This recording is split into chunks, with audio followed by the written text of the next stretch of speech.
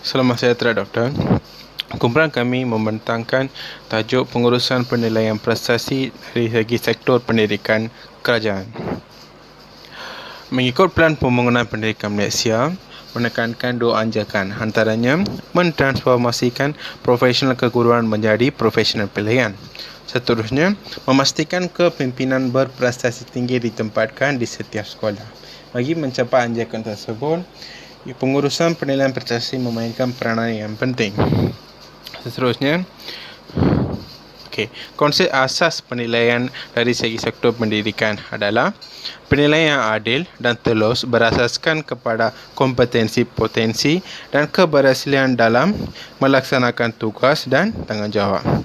Seterusnya, ia juga mengalahkan persaingan positif dalam meningkatkan kualiti dan produktiviti ke arah pencapaian objektif organisasi.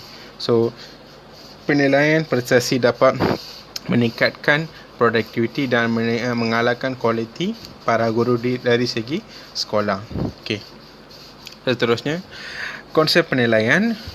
Bagi konsep penilaian pada masa kini, kita boleh lihat kepada penilaian bersepadu pegawai perkhidmatan pendidikan. So, pada setiap sekolah kita boleh melihat bagaimana cara mereka buat penilaian. Kebanyakannya terlibat dengan PBPPP. So, yang asas kepada PBPPP adalah berasaskan tugas dan tempat bertugas. So, bagaimana kita melaksanakan tugas di sekolah dengan keadaan persekitaran organisasi kita. Seterusnya, ia juga standard prestasi selaras dengan Government Transformation Program, iaitu pertukaran. Tujuan penilaian prestasi di sektor pendidikan kerajaan adalah menilai kompetensi dan potensi pegawai perkhidmatan pendidikan, keberhasilan. Cara keberhasilan peningkatan yang merupakan hasil kerja pegawai perkhidmatan pendidikan. Seterusnya, mengenal pasti kompetensi dan potensi pegawai perkhidmatan untuk memberikan program pembangunan profesional berterusan dilaksanakan. Seterusnya, pasti keperluan untuk pembangunan laluan kerjaya. So, ini adalah tujuan penilaian berlaku dalam sektor pendidikan kerajaan. So, yang matlamat yang kita boleh lihat adalah dengan penilaian prestasi dapat meningkatkan kecekapan dan komitmen bagi melahirkan pegawai perkhidmatan pendidikan yang berprestasi tinggi. Penilaian menyeluruh yang menggabung jalinkan kompetensi dan potensi serta keberhasilan pegawai perkhidmatan pendidikan. Kaedah penilaian pula, terdapat 4 kaedah penilaian, antaranya semakan bahan, temu bual, pencerapan dan pemerhatian. Bagi semakan bahan pula, pegawai perkhidmatan menyemak bahan yang relevan dengan bidang tugas pegawai yang dinilai. Antaranya senada bahan adalah contoh sijil penyertaan, fail, surat lantikan, gajian tindakan dan dokumen-dokumen yang dapat menyokong kepada pegawai perkhidmatan tersebut bagi menilai prestasi sendiri. Seterusnya, temu bual. Temu bual secara formal ataupun tidak formal tentang bidang tugas pegawai yang dinilai. So, contohnya sebagai guru besar boleh menemu bual dengan pegawai, dengan pencapaian, dengan harapan yang perlu dicapai serta keberhasilan pada tempoh perkhidmatan yang tertentu. Seterusnya, maklumat temu bual boleh dicatat untuk dijadikan bukti. Seterusnya, pencerapan bersifat formal yang dijalankan semasa PDPC dijalankan. So sebagai guru besar boleh menjalankan pencerapan semasa cikgu-cikgu mengajar dalam kelas, boleh melihat cara mereka performance dia dan boleh menilai. Seterusnya, pemerhatian dilaksanakan secara berterusan oleh pegawai perkhidmatan terhadap pegawai yang dinilai bagi mendapatkan maklumat tentang kompetensi dan potensi. Seterusnya, kita boleh lihat kepada aras pencapaian. So, ini adalah contoh kita yang melihat daripada penilaian skor yang terdapat dalam penilaian prestasi. So, berikut adalah sebelah kiri anda adalah kita boleh lihat skor dan sebelah kanan kita lihat kepada penyataan. Contoh prestasi tinggi, prestasi sederhana, prestasi lemah. So, antara skor-skor yang dapat oleh cikgu, kita boleh menilai performa dia dan kita boleh merevise semula apa tindakan yang kita boleh ambil oleh seorang penilai.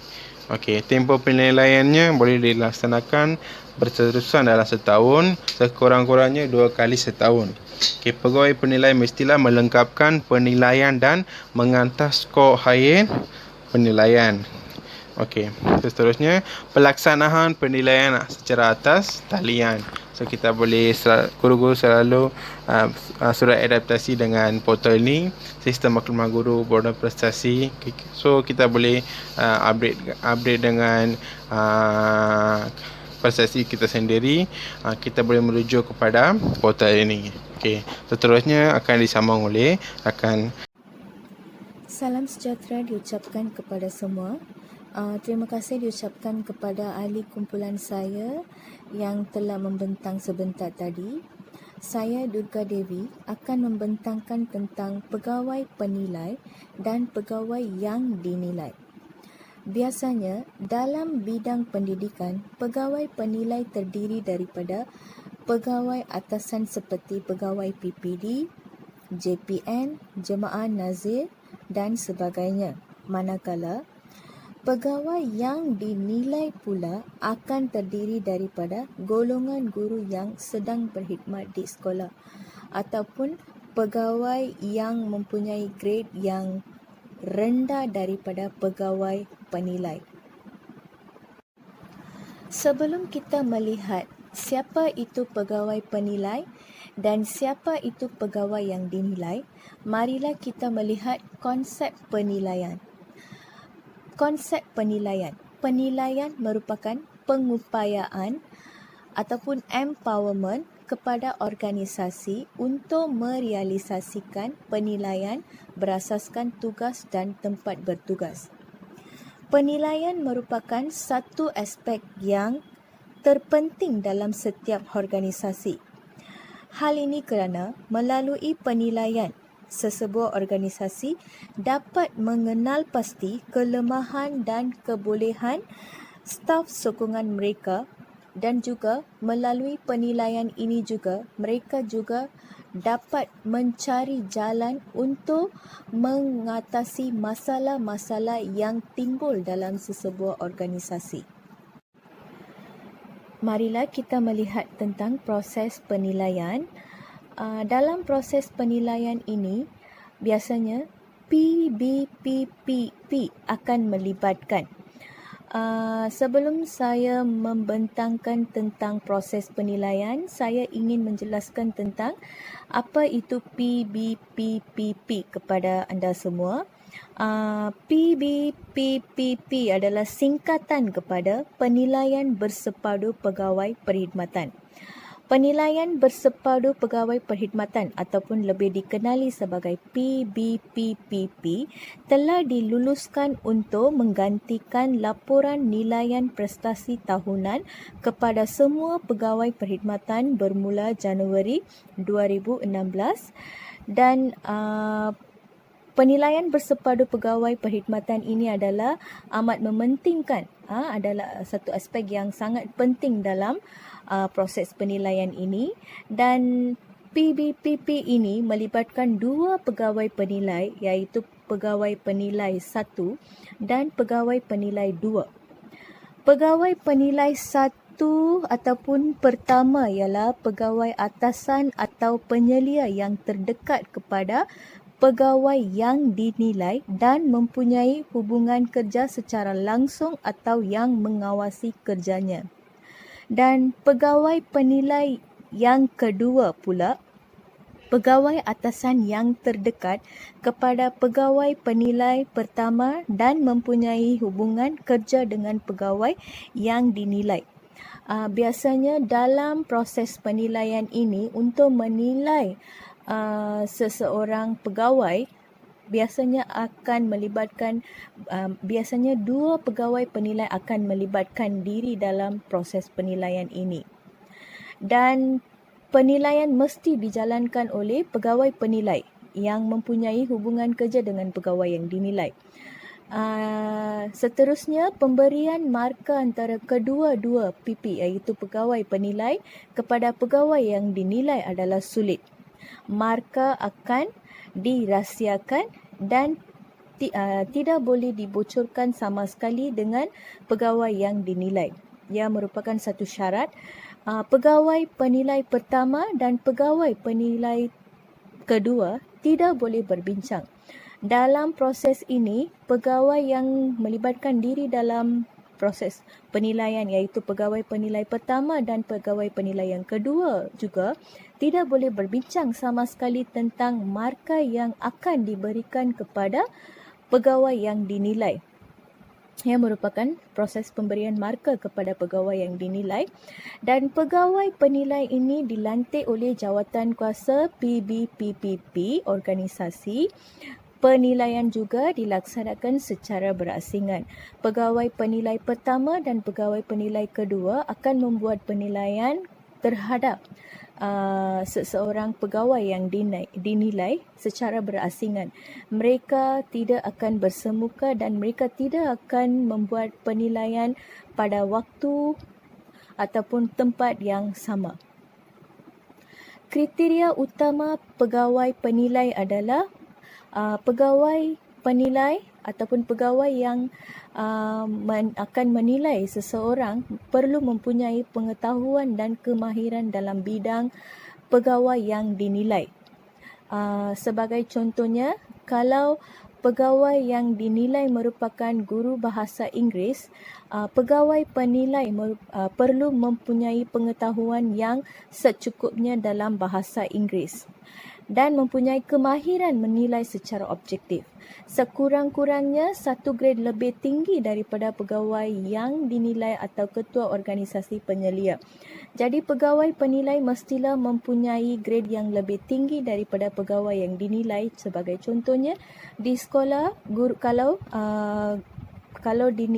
kalau guru yang dinilai adalah guru akademik biasa, jadi pegawai penilai akan